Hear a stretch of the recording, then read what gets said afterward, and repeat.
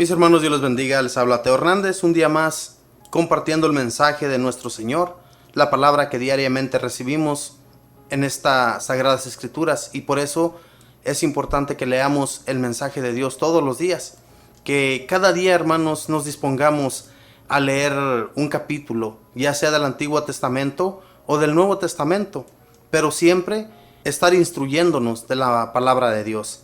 Es tan importante que conozcamos de su mensaje. Hoy día voy a compartirles el capítulo 14 de San Mateo. Por si gusta en este momento sacar su Biblia, desempólvela, vamos a darle discernimiento a la palabra de Dios. En el nombre del Padre, y del Hijo, y del Espíritu Santo. Amén. Por aquel tiempo, la fama de Jesús había llegado hasta el virrey Herodes, y dijo a sus servidores: Este es Juan Bautista. Juan ha resucitado entre los muertos, y por eso actúan en él poderes milagrosos. En efecto, Herodes había ordenado detener a Juan, lo habían hecho encadenar y encerrar en la cárcel a causa de Herodias, esposa de su hermano Filipo, porque Juan le decía: la ley no te permite tenerla como esposa. Herodes quería matarlo, pero tenía miedo de la gente, que consideraban a Juan como un profeta. En eso llegó el cumpleaños de Herodes. La hija de Herodias salió a bailar en medio de los invitados, y le gustó tanto a Herodes que le prometió bajo juramento darle todo lo que pidiera. La joven, a instigación de su madre, le respondió: dame aquí en una bandeja la cabeza de Juan Bautista. El rey se sintió muy molesto, porque se había comprometido bajo juramento en presencia de los invitados. Aceptó entregársela y mandó decapitar a Juan en la cárcel. Su cabeza fue traída en una bandeja y entregada a la muchacha, quien a su vez se la llevó a su madre. Después vinieron los discípulos de Juan a recoger su cuerpo y lo enterraron, y fueron a dar la noticia a Jesús. Al conocer esa noticia, Jesús se alejó discretamente de allí en una barca y fue a un lugar despoblado, pero la gente lo supo enseguida. Lo siguieron por tierra desde sus pueblos. Al desembarcar Jesús y encontrarse con tan gran gentío, sintió compasión de ellos, sanó a sus enfermos. Cuando ya caía la tarde, sus discípulos se le acercaron, diciendo: estamos en un lugar despoblado, y ya ha pasado la hora. Despide a esta gente para que se vayan a las aldeas y compren algo de comer. Pero Jesús les dijo: no tienen que irse, denles ustedes de comer. Ellos respondieron: aquí solo tenemos 5 panes y 2 pescados. Jesús les dijo: tráiganmelos para acá. Y mandó a la gente que se sentaran en el pasto. Tomó los 5 panes y los 2 pescados, levantó los ojos al cielo, pronunció la bendición, partió los panes y los entregó a los discípulos, y los discípulos los daban a la gente. Todos comieron y se saciaron, y recogieron los pedazos que sobraron, 12 canastos llenos. Los que habían comido eran unos 5,000 hombres, sin contar mujeres y niños. Inmediatamente después, Jesús obligó a sus discípulos a que se embarcaran. Debían llegar antes que él a la otra orilla. Jesús pues despidió a la gente y luego subió al cerro para orar a solas. Cayó la noche y él seguía allí solo.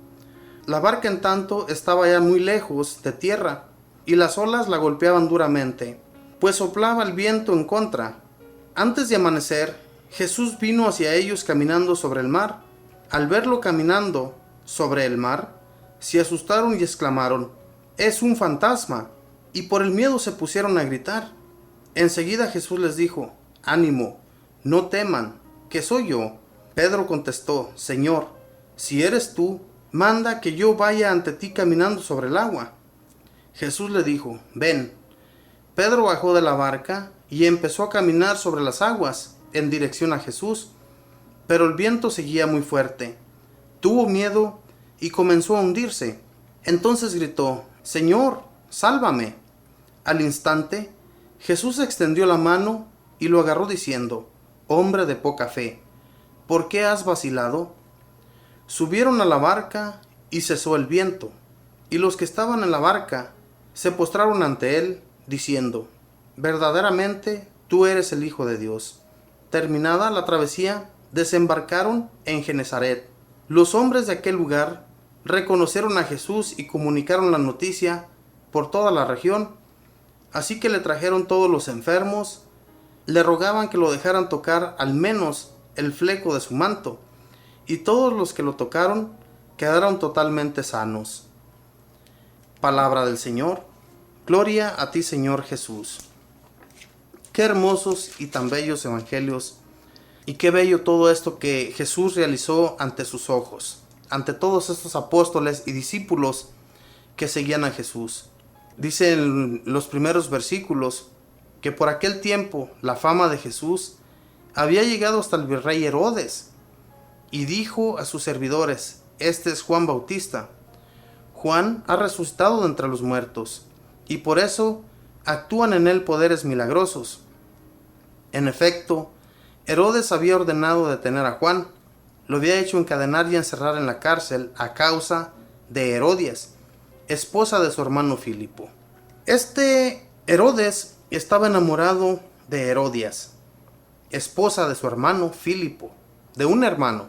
Entonces, Juan el Bautista le reprochaba mucho esto. Le decía que no estaba permitido ante la ley lo que él estaba haciendo. Y Herodes conocía de la ley. Él sabía de lo que San Juan Bautista le estaba hablando.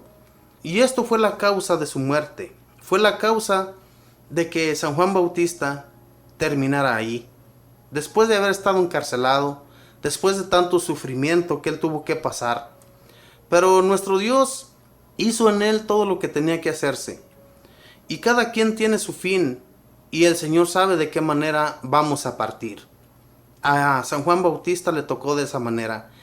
Y toda esta información quedó en la historia para que cuando nosotros nos llegue a suceder algo igual, o tal vez menos doloroso que lo que le sucedió a San Juan Bautista, el dolor que vamos a sentir aquí, hermanos, no se compara con lo que se puede comparar en el infierno. Si le echamos ganas, y no importa que nos maten el cuerpo aquí, nuestra alma va a subir ante Dios. Esa es la fe y la confianza que debemos tener, que debemos depositar en nuestro Señor Jesús, de todas las instrucciones que Él nos dejó. Voy a compartirles un poquito más de un gran milagro que Jesús llegó a realizar. Dice, en el versículo 13 en adelante: al conocer esa noticia, Jesús se alejó discretamente de allí en una barca y fue a un lugar despoblado. Pero la gente lo supo, y enseguida lo siguieron por tierra desde sus pueblos. Al desembarcar Jesús y encontrarse con tan gran gentío, sintió compasión de ellos y sanó a sus enfermos. Cuando ya caía la tarde, sus discípulos se le acercaron diciendo: estamos en un lugar despoblado y ya ha pasado la hora. Despide a esta gente para que se vayan a las aldeas y se compren algo de comer. Pero Jesús les dijo: no tienen por qué irse, denles ustedes de comer. Ellos respondieron: aquí solo tenemos 5 panes y 2 pescados. Jesús les dijo: tráiganmelos para acá. Y mandó a la gente que se sentaran en el pasto. Tomó los 5 panes y los 2 pescados, levantó los ojos al cielo, pronunció la bendición, partió los panes y los entregó a los discípulos, y los discípulos los daban a la gente. Aquí, en este gran milagro, hermanos, que Jesús realizó ante sus propias narices, después más tarde a estos discípulos y apóstoles se les olvida todo lo que Jesús llegó a hacer, todas esas curaciones que el Señor llegó a realizar en medio de ellos.